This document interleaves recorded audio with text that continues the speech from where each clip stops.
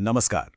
Civil services की तैयारी में इकोनॉमिक सर्वे एक नॉन नेगोशिएबल डॉक्यूमेंट है, लेकिन काफी एस्पिरेंट्स को ये बहुत डेंस और कॉम्प्लेक्स लगता है। तो इस एक्सप्लेनर का सिंपल सा गोल है आपको लेटेस्ट सर्वे का एक बिल्कुल क्लियर एग्जाम फोकस्ड ब्रेकडाउन देना। चलिए शुरू करते हैं। ये इमेज आप समझिए इकोनॉमिक सर्वे 2025-26 के कोर मैसेज को रिप्रेजेंट करती है।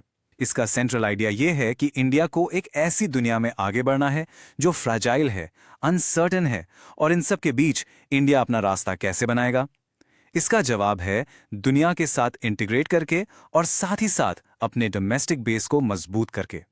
तो हमारा रोड मैप क्या रहेगा? हम बिल्कुल बेसिक से शुरू करेंगे, फिर इस साल के सेंट्रल थीम को समझेंगे।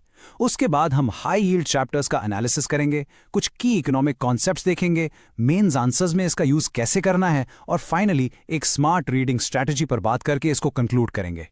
सो फर्स्ट थिंग्स फर्स्ट, आखिर ये इकोनॉमिक सर्वे है क्या और आपको अपना कीमती प्रेपरेशन टाइम इस पर क्यों लगाना चाहिए? Let's find out. देखिए, सिंपल भाषा में ये इंडियन इकोनॉमी का ऑफिशियल एनुअल रिपोर्ट कार्ड है। इसे डिपार्टमेंट ऑफ इकोनॉमिक अफेयर्स, जो कि मिनिस्ट्री ऑफ फाइनेंस के अंडर आता है, प्रिपेयर करता है। इसके बस दो मेन काम है। एक, पिछले साल इकोनॉमी ने कैसा परफॉर्म किया उसका पूरा रिव्यू देना, और दो, आगे के लिए एक आउटलुक प्रेजेंट करना कि चीजें किस तरफ जा सकती हैं। ये एक बहुत ही कॉमन कंफ्यूजन पॉइंट है, इसलिए इस स्लाइड पर ध्यान दें। इकोनॉमिक सर्वे एक डायग्नोस्टिक रिपोर्ट जैसा है, जैसे डॉक्टर की रिपोर्ट जो बताती है कि हेल्थ कैसी है। ये बाइंडिंग नहीं होता, जबकि यूनियन बजट एक लीगल फाइनेंशियल प्लान है आने वाले साल के लिए। सरल शब्दों में सर्वे बताता है व्हाई, इकोनॉमी में क्या हो रहा है और क्यों, और बजट बताता है व्हाट, सरकार क्या करने वाली है। आपके लिए क्रूशियल पॉइंट यह है कि सर्वे की अंडरस्टैंडिंग हर स्टेज पर इंपॉर्टेंट है। प्रीलिम्स में यहां से डायरेक्ट कंसेप्चुअल क्वेश्चंस आते हैं, मेंस में आपको डेटा, कीवर्ड्स और एनालिसिस मिलता है, एसए के लिए कोर आर्ग्यूमेंट्स यहां से उठाए जाते हैं। बेसिकली ये गवर्नमेंट की इकोनॉमिक थिंकिंग को समझने का सबसे ऑथेंटिक सोर्स है। चलिए अब आते हैं इस साल के सेंट्रल थीम पर। हर सर्वे की एक कोर फिलॉसफी होती है, और इस बार की फिलॉसफी आपके एग्जाम के लिए बहुत ही इंपॉर्टेंट है। ये जो कोट आप देख रहे हैं, यही इस साल के सर्वे का पूरा सार है। इसका मतलब क्या है? इसका मतलब है कि इंडिया को दो काम एक साथ करने हैं। एक तरफ लॉन्ग टर्म स्ट्रक्चरल गोल्स हैं, जो एक मैराथन की तरह हैं, और दूसरी तरफ short term high speed execution, जो एक स्प्रिंट की तरह है। मतलब लंबी रेस को भी अब तेजी से दौड़ना होगा। तो स्ट्रैटेजी का पहला हिस्सा है स्ट्रेटेजिक रेजिलियंस बिल्ड करना। इसका क्या मतलब हुआ?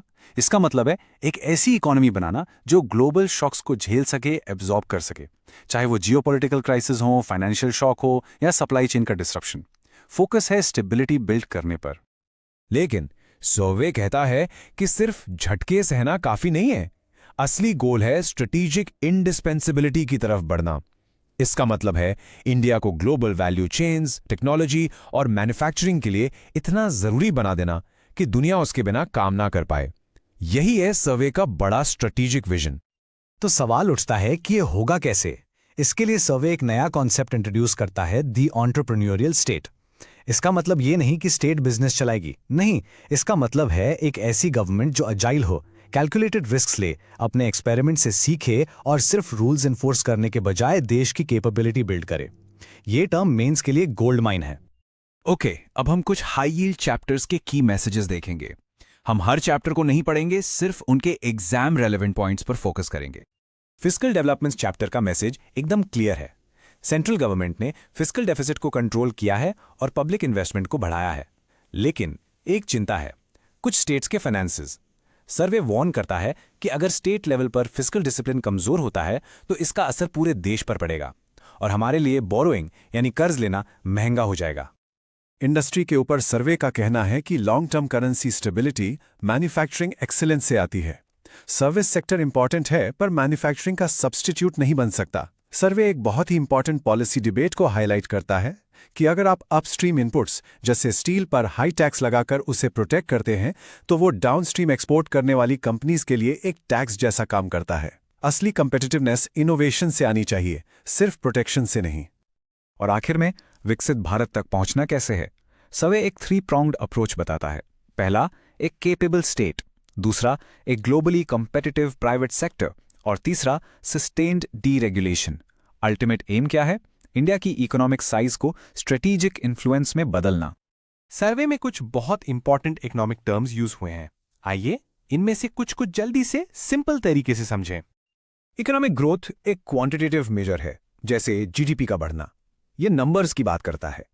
जबकि इकोनॉमिक डेवलपमेंट एक बहुत ब्रॉडर कॉन्सेप्ट है, जिसमें ग्रोथ के साथ साथ quality of life, health, education जैसे क्वालिटेटिव एस्पेक्ट्स भी शामिल हैं, और ये सर्वे दोनों पर फोकस करता है। यहां पर इकोनॉमी का एक क्विक स्नैपशॉट है। सर्वे के मुताबिक इन्फ्लेशन अब कंट्रोल में है, फिस्कल डेफिसिट कम हो रहा है, जिससे सरकार की क्रेडिबिलिटी बढ़ती है, और सबसे इंपॉर्टेंट एक कॉन्शियस स्ट्रैटेजी है पब्लिक इन्वेस्टमेंट या कैपेक्स को बढ़ाने की, ताकि फ्यूचर ग्रोथ का फाउंडेशन मजबूत बनाया जा सके। अब आते हैं सबसे प्रैक्टिकल हिस्से पर। इस सारी नॉलेज को मार्क्स में कैसे कन्वर्ट करें? Let's talk about mains answer writing. देखिए, इस सिंपल फ्रेमवर्क को फॉलो कीजिए। स्टेप 1, एग्जैक्ट नंबर्स मत रटिए, सिर्फ ट्रेंड कोट कीजिए। जैसे इन्वेस्टमेंट में एक कंसिस्टेंट राइज देखा गया है। स्टेप 2, सोर्स जरूर मेंशन करें, as per the latest economic survey. इससे आपके आंसर को अथॉरिटी मिलती है। और स्टेप 3, इस डेटा को अपने आर्ग्यूमेंट से लिंक कीजिए, सिर्फ डेटा लिखकर छोड़ नहीं देना है। ये बात हमेशा याद रखें, एग्जामिनर्स सिर्फ डेटा नहीं पूछते, वो सर्वे के कोर आइडियाज पर क्वेश्चंस फ्रेम करते हैं। एंटरप्रेन्योरियल स्टेट या स्ट्रैटेजिक इंडिस्पेंसिबिलिटी जैसे टर्म्स जीएस पेपर 3 के लिए सीधे सीधे सवाल बन सकते हैं। चलिए अब इस डॉक्यूमेंट को पढ़ने की एक स्मार्ट स्ट्रैटेजी और कुछ फाइनल एडवाइस के साथ इस सेशन को रैप अप करते हैं। कुछ कॉमन मिस्टेक्स हैं जो आपको अवॉइड करनी है। पहली, हर स्टैटिस्टिक को मेमोराइज करने की कोशिश करना, ट्रेंड्स पर फोकस करें। दूसरी, हर चैप्टर को डिटेल में पढ़ना, सिलेक्टिव होइए, हाई यील्ड चैप्टर्स टारगेट करें। तीसरी, प्रीफेस को स्किप करना, उसमें पूरी फिलॉसफी छिपी होती है। और चौथी, अलग अलग चैप्टर्स के बीच के कॉन्सेप्ट्स को कनेक्ट ना करना, इनसे बचना है। तो हम इस सेंट्रल सवाल के साथ कंक्लूड करते हैं जो सर्वे हमारे सामने रखता है। क्या एंटरप्रेन्योरियल स्टेट का ये नया विजन इंडिया को 2047 तक विकसित भारत बनाने का सही रास्ता है? इस पर जरूर विचार करें। धन्यवाद।